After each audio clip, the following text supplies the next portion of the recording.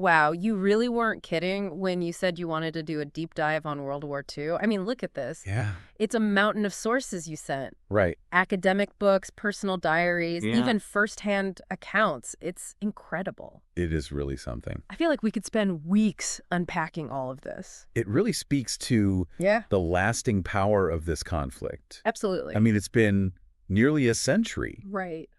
What do you think it is about World War II Oh, that still captures people's attention? that's a good question. It's got to be a combination of things, right? Yeah. I mean, the sheer scale of the war, the clash of these completely different worldviews, Right. and plus all those stories of courage and sacrifice, it's just incredible. For sure. But I think what I'm most interested in are the things that don't always make it into the history books. Oh, absolutely. And it feels like we've got some real gems here that could shed light on some of those lesser-known aspects of the war. It's important to remember that to understand a historical event, you need to understand the context in which it happened. Right. And in the case of World War II, Europe after World War I was a complete mess. Total mess. Just waiting for something to set it off. Right, like a powder keg. Everyone thought the Treaty of Versailles would bring peace. Right. But it actually ended up fueling resentment. Especially in Germany. Oh, in Germany, right? Because the treaty was so harsh on them. It was. I mean, Article 231 Yeah. basically blamed Germany for the whole war. Yeah, the war guilt clause. Yeah, war guilt clause. And then the reparations they had to pay were just crippling. Really set them back. It's crazy. Even some people on the Allied side, like John Maynard Keynes, the British economist, he warned that the treaty would just make things worse. Right. Lead to more instability. Keynes had a point. Oh, yeah. Because you combine that with all the economic struggles and political chaos that was going on in the Weimar Republic. Oh, yeah, absolutely. And it created this perfect breeding ground for extreme ideologies. And I mean, that's really how figures like Hitler and Mussolini rose to power. Exactly. Hitler and the Nazi Party really took advantage of all that anger and frustration in Germany. Right. They offered scapegoats. Yeah. And this vision of restoring Germany to its former glory. Yeah. Which really appealed to a lot of people. Of course, yeah. Who were desperate for some kind of hope. Right, absolutely. And in Italy, Mussolini tapped into this feeling that they'd been cheated. Yeah. Even though they'd been on the winning side in World War I. That's right. They called it the mutilated victory. Mutilated victory. I love that. Yeah. It's crazy how both Germany and Italy, in their own ways, ended up on these paths to extremism. And then boom. The Axis powers were born. The Axis powers were born. Yeah. Speaking of paths to extremism. Okay. Some argue that to understand World War II, you have to understand Hitler. Okay, let's unpack that, because I know we've got some sources here that dive into his early life, his years in Vienna, where he really formed a lot of his views. Right. Including his strong sense of nationalism and anti-Semitism. It's worth noting that there's actually some debate among historians. Oh, really? About exactly when Hitler's hatred of Jews became so intense.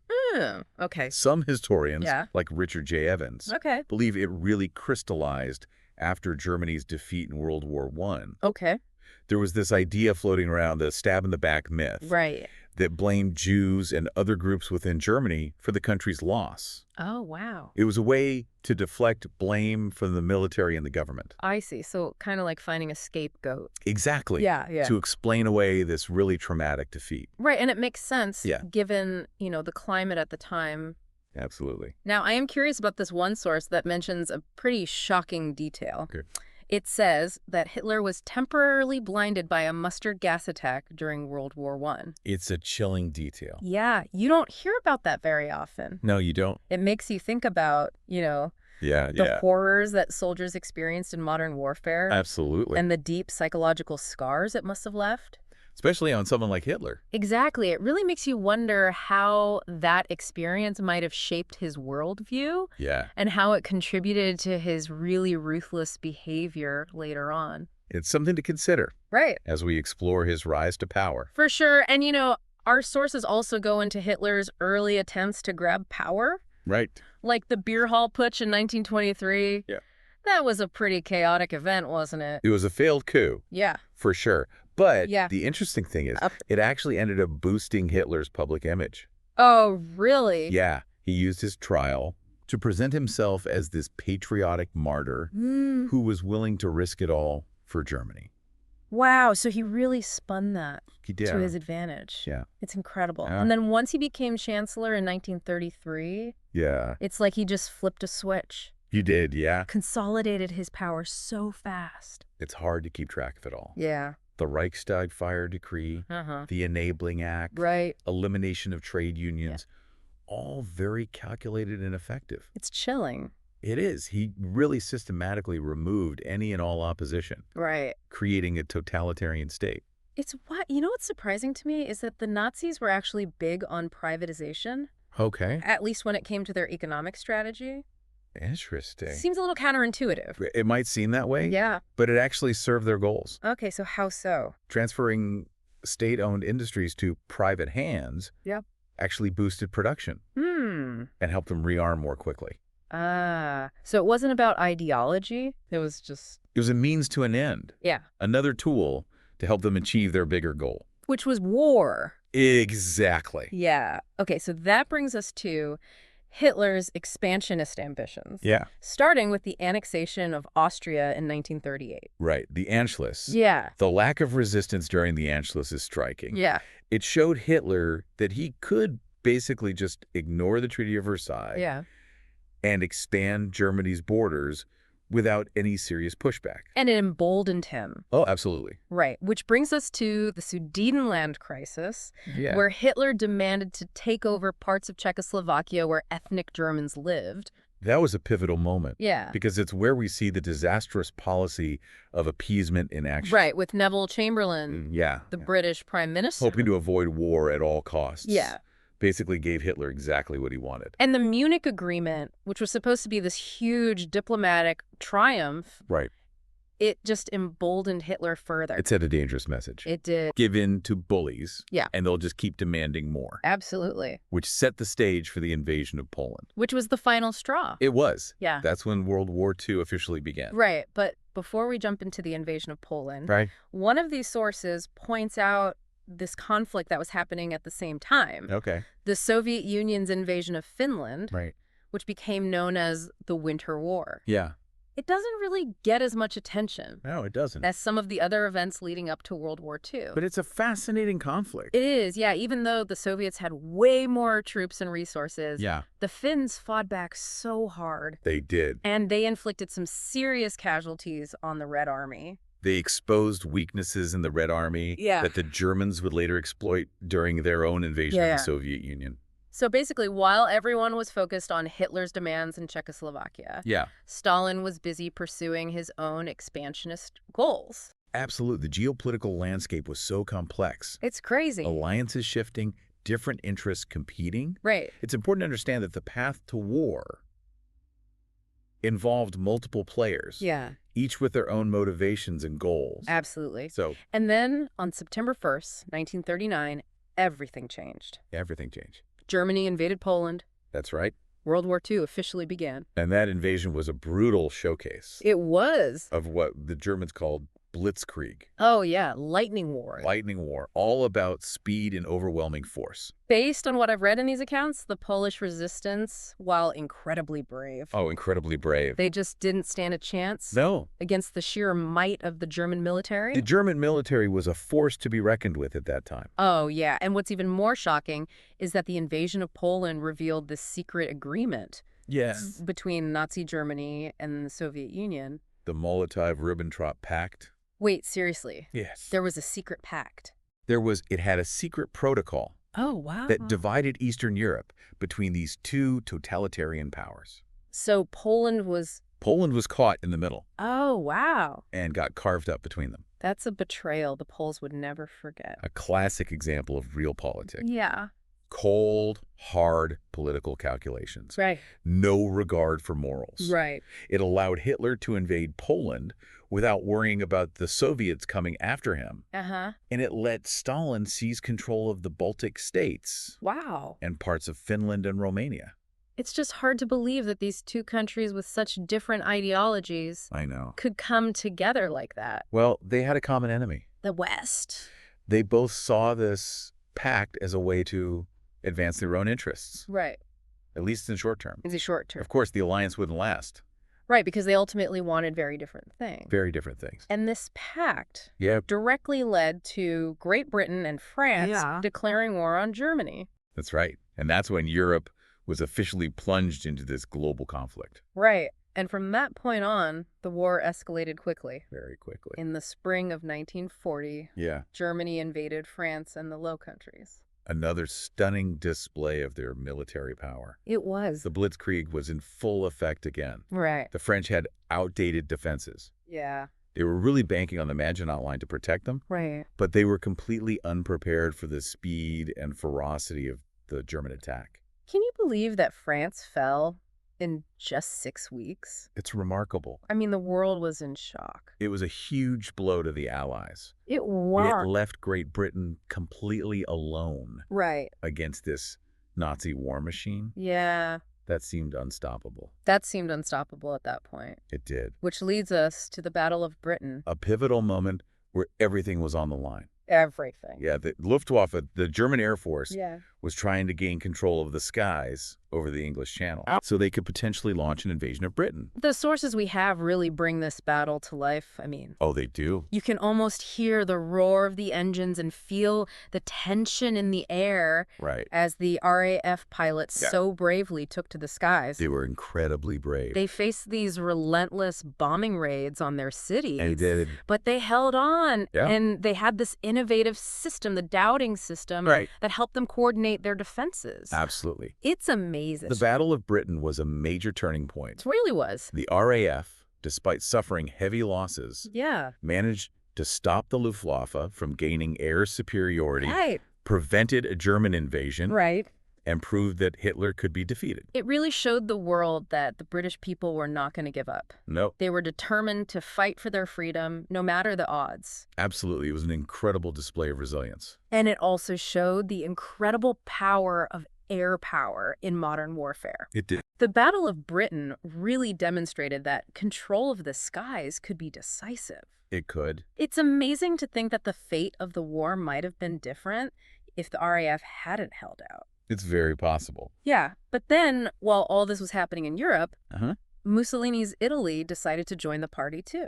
Mussolini, never one to miss an opportunity. Yeah, right. Saw Hitler racking up these early victories and thought, I want a piece of that. Right. He wanted to expand his own empire. It seems like he had ambitions in a lot of places. He did, North Africa, East Africa, even the Balkans. Yeah. But from what I've read, his campaigns were often poorly planned. They were. And not very successful. The Italian military just wasn't as strong or as prepared as the German Wehrmacht. Right. And I mean, they had some initial success in North Africa. Yeah. But ultimately, they weren't a match for the British. Especially once General Erwin Rommel arrived on the scene. Oh, the Desert Fox? The Desert Fox, yeah. His arrival in North Africa really kicked off this back-and-forth desert war. It did. That would drag on for years. It's a really interesting part of the war. It is. That sometimes gets overlooked.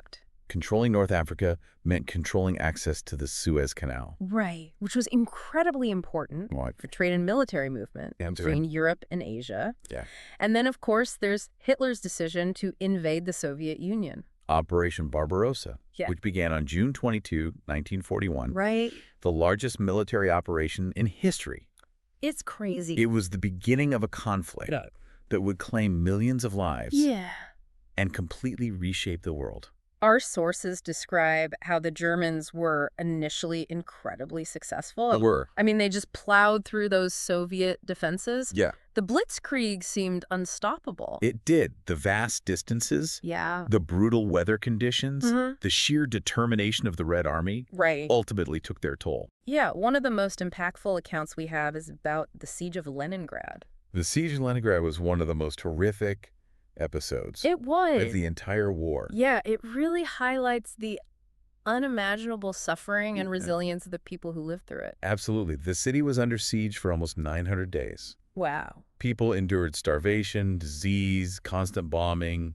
It's hard to even imagine how anyone survived. It's a testament to the strength of the human spirit. Oh, absolutely. But it also highlights the brutal realities of total war. Right, where civilians often bear the brunt of the suffering. It's a sobering reminder of the true cost of war. Yeah. And we're just scratching the surface here. Right. There's so much more to uncover. Exactly. But for now, let's take a break and come back to explore the rest of this incredible journey I'm ready. through World War II. Let's do it. Okay, we're back, and there's so much more to dive into, but before we go any further, it's already clear that World War II was a global conflict in every sense of the word. You're absolutely right. And while we were just talking about the Eastern Front, halfway across the world, events were unfolding that would bring the United States into the war. You're talking about Pearl Harbor, right? Exactly. December 7th, 1941. A date that will live in infamy. Japan's surprise attack on Pearl Harbor. Yeah. It was a major turning point. Brought the United States into the war. Right. Transforming it into a truly global struggle. And it's fascinating to me that while Pearl Harbor was a significant tactical victory for Japan, they actually missed some key targets. They did. They didn't destroy the fuel depots or the repair facilities. That oversight would prove to be a huge mistake for Japan. Yeah. Allowed the U.S. Pacific Fleet to recover much faster than they anticipated. Oh, wow. And the U.S. Navy would eventually become a major force to be reckoned with in the Pacific theater. From what I've read, the Pacific War was just marked by these brutal island-hopping campaigns. It's both sides fighting tooth and nail for every inch of territory. Brutal, unforgiving theater of war. Yeah. The battles of the Coral Sea and Midway, particularly important, demonstrated the growing strength of the U.S. Navy. Right. Really marked a shift in the balance of power in the Pacific. We have this one source that focuses on the Guadalcanal campaign. Yeah. And it's just a gripping story. It is. Of intense fighting and incredible endurance on both sides. Guadalcanal was a turning point in the Pacific. It was. The first major Allied offensive showed the world that Japan could be pushed back. Wow. Set the stage for the eventual liberation of the Philippines. It sounds like the Pacific War was just as brutal and intense as the fighting in Europe. Absolutely. And it's important to remember that these two theaters of war were interconnected. Right. Events in Europe had a direct impact on the Pacific and vice versa. Right. The world was truly at war. Yeah. Okay, let's get back to Europe for a moment. We talked about the Eastern Front. What about the Italian campaign? Right. It seems like that front doesn't get as much attention. It doesn't. Often called the Forgotten Front. Forgotten Front, yeah. It was a long and difficult slog for the Allies, marked by challenging terrain and stubborn German resistance. Our sources describe it as a real war of attrition. It was. The battles were slow, grinding, Yeah. and incredibly costly. Yes. On both sides. The Italian campaign was also complicated by the political situation. How so? Mussolini was ousted. Right. A new Italian government emerged. Right. The Allies had to navigate this complex situation of dealing with a country that had switched sides mid-war. It sounds like a real logistical and political nightmare. It certainly was. And while this was happening, Yeah. the air war over Europe was escalating dramatically. Right. Both the British and the Americans were hitting Germany from the air, Right. but they had very different approaches. They did. The British favored night bombing, aiming to disrupt German industry and morale, while the Americans focused on daylight precision bombing, targeting specific military and industrial sites. The British bombing campaign was effective. It was. But it also raised some serious ethical questions. Oh, I bet. About the targeting of civilian areas. Yeah. Cities like Hamburg and Dresden. Right. Devastated by firebombing raids. Yeah. Resulting in massive civilian casualties. It's hard to imagine. It is. The scale of the destruction and the loss of life. It's a stark reminder of the brutal realities of total war. It is. And it's a question that haunts us to this day. Yeah. How do you balance military objectives with the need to protect innocent lives? Right. And as the air war intensified, the Allies were also planning the largest amphibious invasion in history. D-Day. D-Day. June 6, 1944. Pivotal moment in the war. A pivotal moment. Yeah, marked the beginning of the liberation of Western Europe. Put the Nazis on the defensive. I've read about the incredible scale of the operation. It was incredible. The bravery of the Allied troops who landed on the beaches of Normandy. Unbelievable bravery. And the fierce resistance they faced from the German defenders. Imagine coordinating the landing of hundreds of thousands of troops. It's mind-blowing. Along with tanks, vehicles, and supplies. Yeah. All on a heavily fortified coastline. Wow. Incredible feat of planning, logistics, and sheer determination.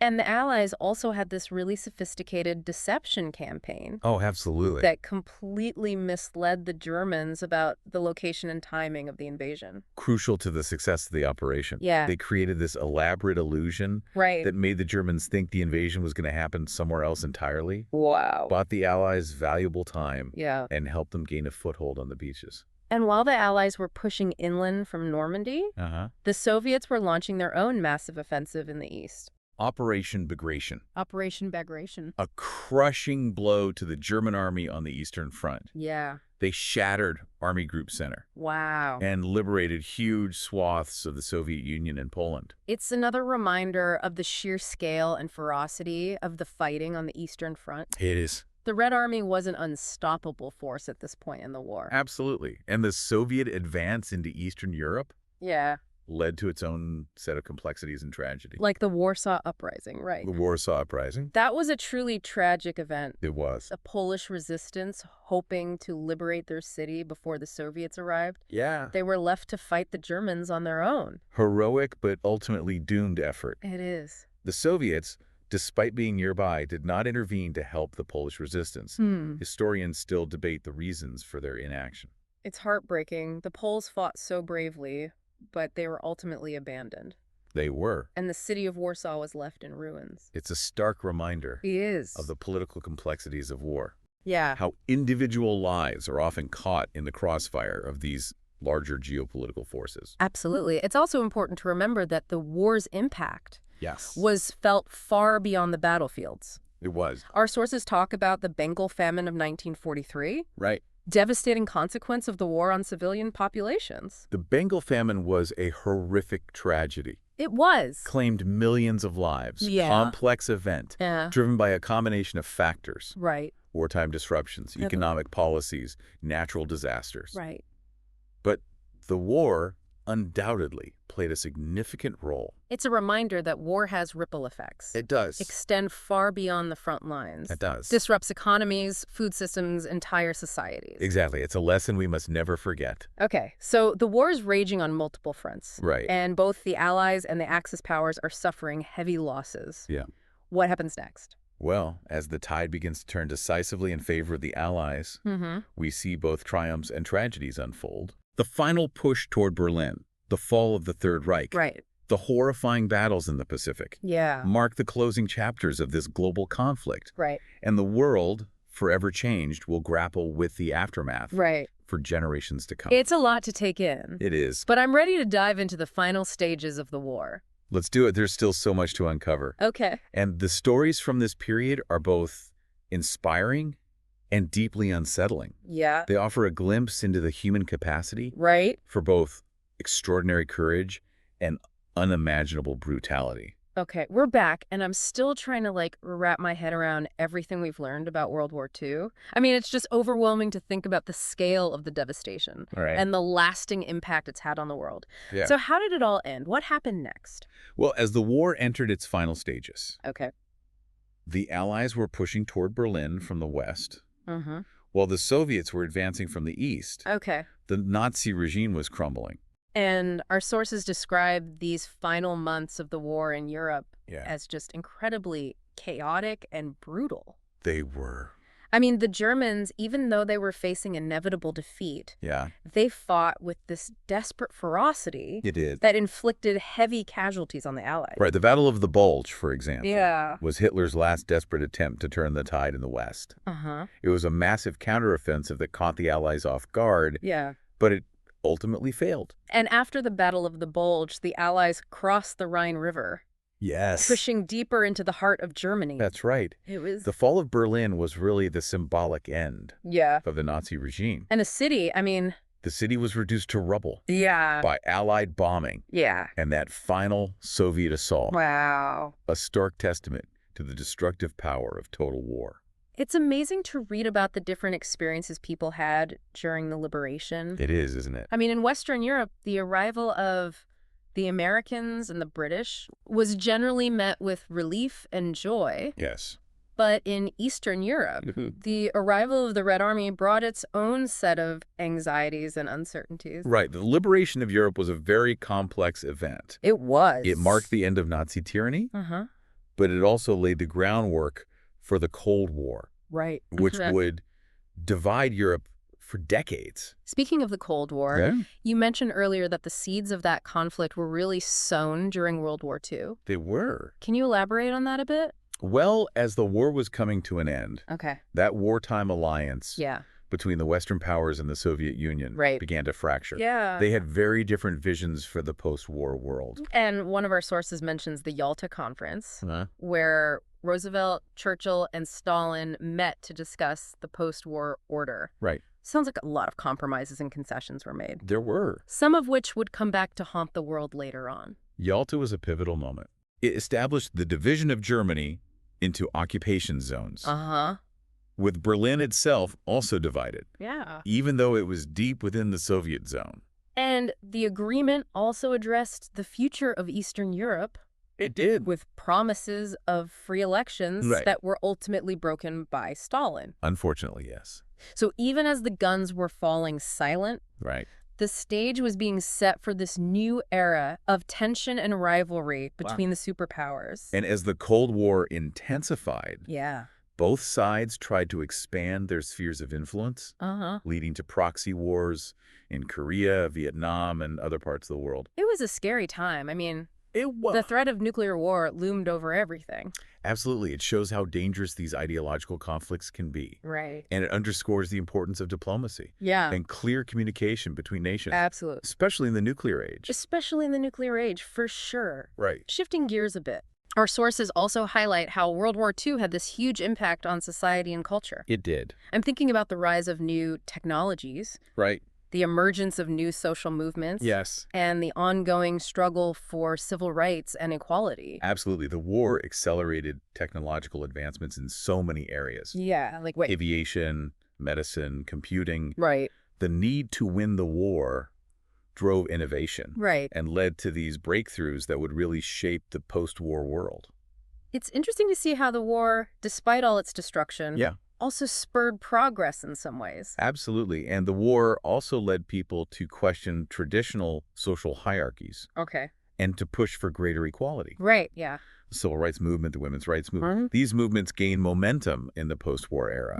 Partly because of the social and cultural shifts that occurred during the war. So World War II was a truly global conflict. It was. With ripple effects that are still felt today. Absolutely. It's hard to imagine any single event that has had a greater impact on the course of human history. You're right. And as we reflect on this pivotal moment in history, it's crucial to remember the lessons it teaches us. About the dangers of extremism, the importance of international cooperation, and the fragility of peace. It's been an incredible journey through time unpacking all of this material. Yeah, it has. I feel like I have a much deeper understanding of the war now. I'm glad to hear that. Not just the battles and the dates. But, you know, the human stories, the political complexities, and the lasting legacy that continues to shape our world today. That's the power of history, isn't it? It really is. Allows us to learn from the past. Understand the forces that shaped the present. And hopefully make more informed choices about the future. Well said. And on that note, I want to thank you for being our expert guide on this amazing deep dive. It was my pleasure. It's been a truly enlightening experience. The pleasure was all mine. And to our listeners, I'll leave you with this. Knowing what we now know about World War II, its causes and its consequences, what lessons do you think we can draw to prevent such tragedies from happening again? How can we create a more peaceful and just world? That's a powerful question, and one that we should all be asking ourselves. Absolutely. Thanks for listening, and until next time, keep exploring, keep questioning, and keep learning.